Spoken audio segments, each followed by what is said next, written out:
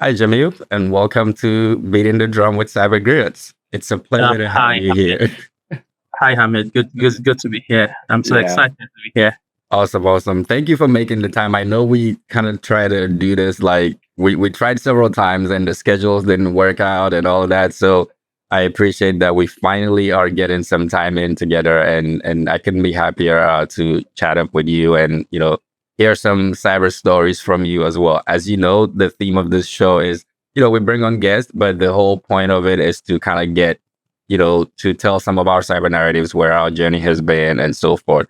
So that said, I know I did a little bit of an introduction of you already, but I always love it when my guests say it in their own words.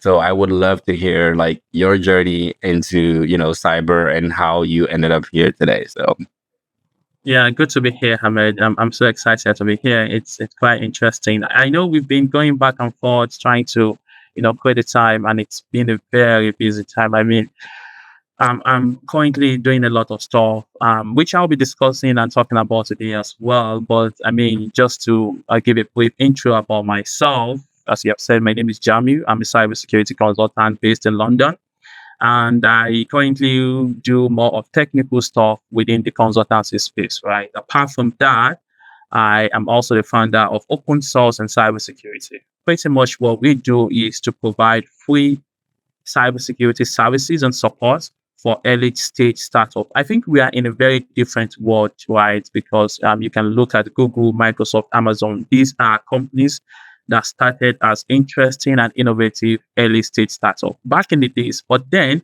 the threat to them wasn't as massive as we currently have today, right? We have amazing new technology, new innovative startup founders trying as much as they can to build a better world for all of us. And then we are in a world right now whereby the cyber threat is going really, really crazy. And, I was just thinking of how can we make sure that these innovative startup founders are getting the cybersecurity support, from we within the community. So it's pretty much just giving back to those innovators, that are trying to build the world or build a better place for us.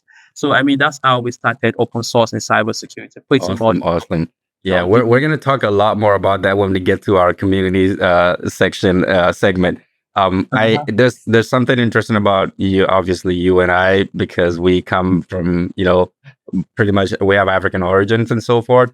I do want to start just by how especially like at least in the time I grew up, computers wasn't a thing like as much as it is today. Right now, almost every kid in the neighborhood has a mobile phone and mobile device and all these things. How did you like? I want to hear your experience on or what your story looks like from your perspective. At least from mine, like I got a little bit of exposure like way later, almost like to high school and beyond before I started touching computers. Right. So I was just wondering like how you kind of navigated that, like in Nigeria, if it was different or, compared to Ghana. I mean, it was kind of a little bit different for me because I come from I come from how do I describe it? My parents, they weren't that rich, right? We are kind of, if I'm being honest, we are kind of poor. Let me put it that way. So, I mean, it's different for everyone, right? It's not everyone within, our community in Nigeria, even where I stay within the local community. I have, kids that have laptops and desktop as of then, but I do not get to have any of that. But there's something that I had, right? I have a bit of mentorship, or I have mentorship. Let me put it that way. I think mentorship has been the most critical part of my life. So back in the days, I have a brother who is like 12 years older than myself, and he was studying computer science as of then. And it was just like, oh, this is computer, blah, blah, blah. This is what they do. And then he came home at some point and he brought a lot of books. And those books were Java books, Java programming books. And I don't know, for some reason, I just fell in love with those books and I started to read them. I don't have a laptop. I don't have anything. I just took the books and I was reading, When we Java coded on programming. paper, right? Do you remember when we wrote code on paper? I wonder Yeah, how we I were know. debugging that and all that, but we did it somehow. Really, really crazy to be honest, because like you've said, right? We write the code on paper. Later on, I mean, at the beginning, I didn't even write the code. I was just reading. I didn't even know what I was reading. Right? I was just reading and reading. Later on, we started to write the code in papers and started to run it on other people's computers.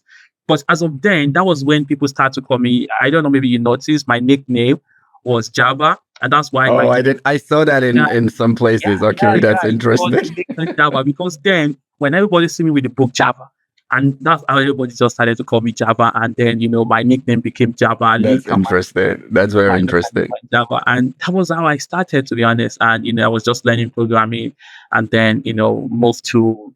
So I mean, I never had those kind of those laptops or computers of then, but yeah, I just had those kind of how do I call it, a mentorship, or someone that Yeah. just say, oh, this is interesting, have a look at it, and then I just fell in love, and that was how I started.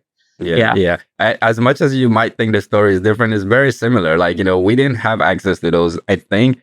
And Mhm. then you said something which I have very similar experience, because one of my older brothers was studying like a, long distance, like computer programming or whatever. And I remember he was learning, it was like COBOL or something. And, we were just like, I would just tag on and watch him do whatever he's doing. And I'm like, okay, I don't know what this is.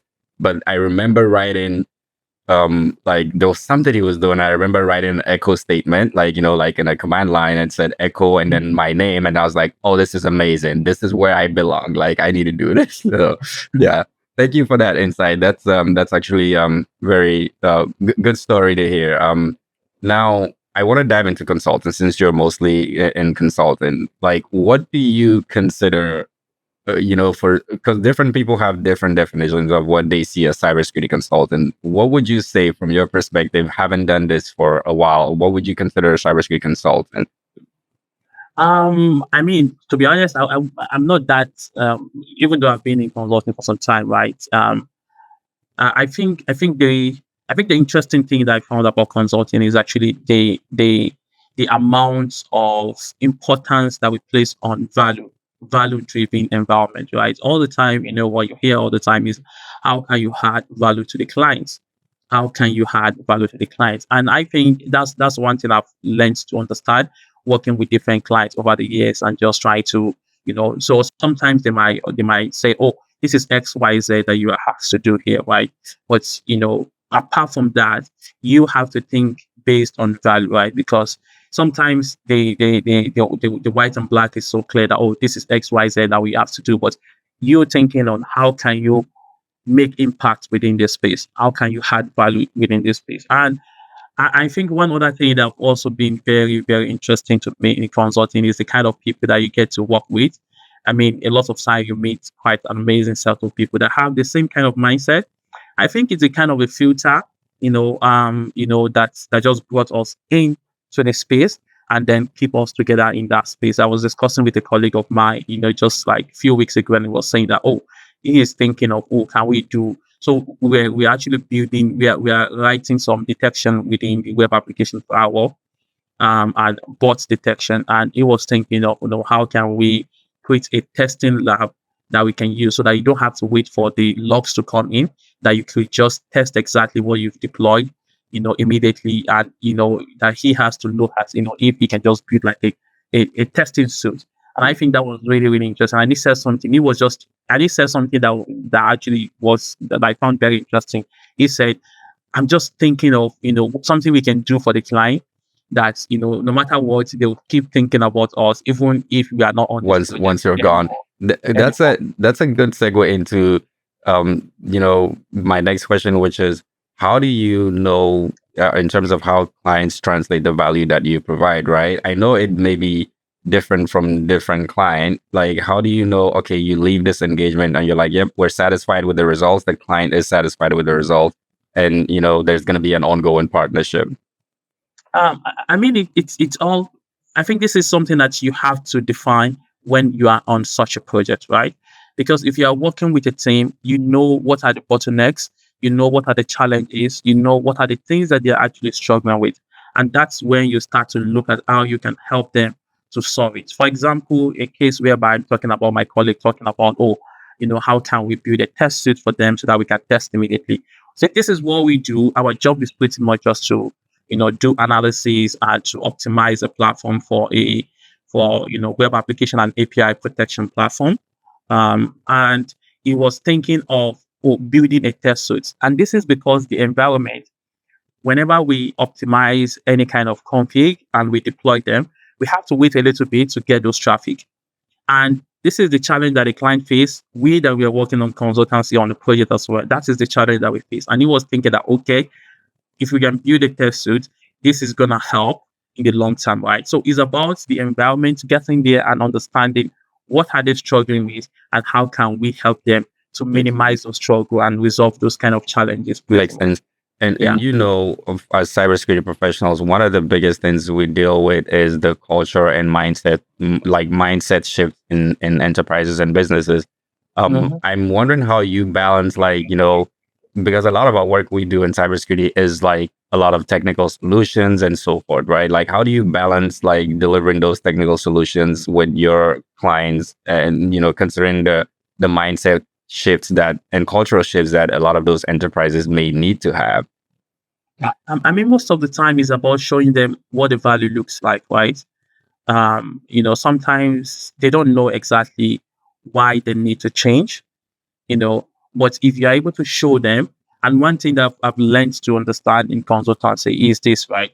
You can't just give an advisory on something and say, oh, you have to change. And I think that's what a lot of people do, that I think it's a mistake. They want to change something within an environment, right? Within a client environment, and then they make a suggestion to the client, right? We don't do that, right?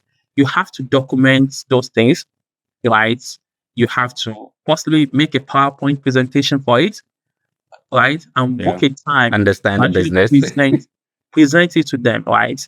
And then when you are done presenting it to them, you send a follow-up email saying that this is the challenge, this is the solution we proposed to you on call, this is the PowerPoint presentation and the documentation, copy everyone involved and send it. That way, it drives further conversation, because now they are responsible to kind of reply you, kind of look deeper into it, kind of evaluate, what are the challenges that you've identified. And that way, they get to understand it more clearly than just saying that, oh, hey, client, I see X, Y, Z that you are doing, that is this. That way they kind of, if they have personal opinion about it, they kind of push back. But you are responsible to make sure that you explain it to them in a way that they understand. I think that's something I learned even before I joined consultancy. I think when I was working at on diplomatic mission back in Nigeria with a foreign country, and my who is like what do you call it again? It's not the ambassador there anymore. It was like The consular. the consular officer. Yeah, Was like, you're making it very easy for me, because that was my next segment I was just about to get into. Like, I was going to get into into culture and, collaboration. Yeah. And you have a weird, like, really nice background, like, and it's like working across several countries and continents, right? And for different kinds of groups, like government agencies and diplomatic missions, UAE, Nigeria, UK. How has all of that influenced, like, your thought process in terms of cybersecurity, how we deal with that across different regions, or if there's any difference? I mean, there's massive difference, right? The culture is different. Like I was saying, in terms of the consular officer, then who is like who is like the head of the visa center that we had there back in Nigeria for the United Arab Emirates. And he said something to me. I mean, then I was just like starting out. I was just like maybe 4 years into my professional experience, and he said something to me then that he said, if you have an idea, it is your responsibility. So if you believe that idea is the right thing for us to do, it is your responsibility to make sure that I agree with you